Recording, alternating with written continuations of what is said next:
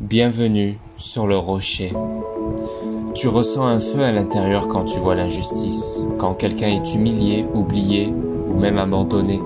Tu veux défendre les faibles, les blessés, ceux que personne ne remarque. C'est tout à fait normal, c'est même profondément biblique. Mais la vraie question, c'est comment lutter contre l'injustice sans perdre l'amour, sans que ton cœur ne devienne dur? La Bible nous montre le chemin. Regardons cela ensemble. Dieu est un Dieu de justice. Michée chapitre 6 au verset 8 nous dit « On t'a fait connaître, ô homme, ce qui est bien et ce que l'Éternel demande de toi. C'est que tu pratiques la justice, que tu aimes la miséricorde et que tu marches humblement avec ton Dieu. » Dieu ne ferme jamais les yeux sur le mal. Il entend les cris des opprimés. Mais sa justice n'est pas brutale, elle est pleine de grâce.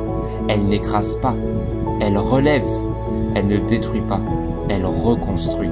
Et toi, si tu veux agir comme Dieu, alors tu dois aimer la justice, mais aussi aimer la miséricorde. Sois une voix pour ceux qui n'en ont pas.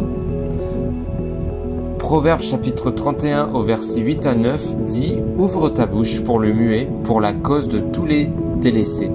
Ouvre ta bouche, juge avec justice et défends le malheureux et l'indigent. » Ce verset est une mission pour toi. Pas seulement pour les pasteurs, les prophètes ou les activistes. Toi aussi, là où tu es, tu peux défendre, protéger, encourager. Mais attention, parler sans amour, c'est faire du bruit. Tandis que parler avec amour, c'est changer les cœurs. Jésus a confronté l'injustice avec zèle et amour. Jésus n'a jamais été passif face à l'injustice, où il entre dans le temple, voit les marchands abuser du peuple et il agit. Il renverse les tables, il élève la voix, mais ce n'est pas une colère d'orgueil, c'est une sainte colère, motivée par l'amour de la vérité et des âmes.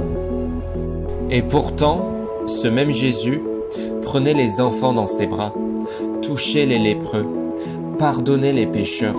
C'est ça la force divine, la douceur qui sait dire non, la puissance qui agit avec tendresse. Enfin, ne combat pas le mal par le mal.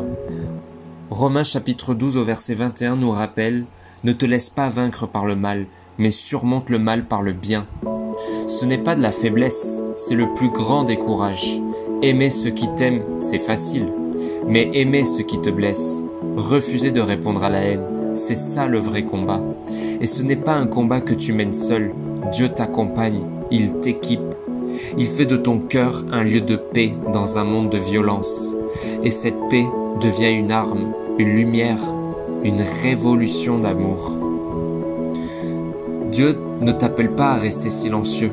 Il t'appelle à parler avec sagesse, à te lever pour la justice, mais sans piétiner. À confronter le mal, mais sans devenir comme lui. Et surtout, à toujours choisir l'amour plutôt que la vengeance. C'est comme ça que tu changeras les choses. Pas par la force, mais par un amour ancré en Dieu, rempli de vérité, plein de courage. Si ce message a touché ton cœur, n'hésite pas à partager cette vidéo à quelqu'un qui veut changer le monde, mais sans se perdre dans la colère. Marche avec Dieu. Il ne t'appelle pas à tout faire, mais à aimer avec puissance. Et crois-moi, l'amour vrai, guidé par l'esprit, est plus fort que toutes les injustices du monde. Abonne-toi pour plus d'enseignements bibliques. À demain.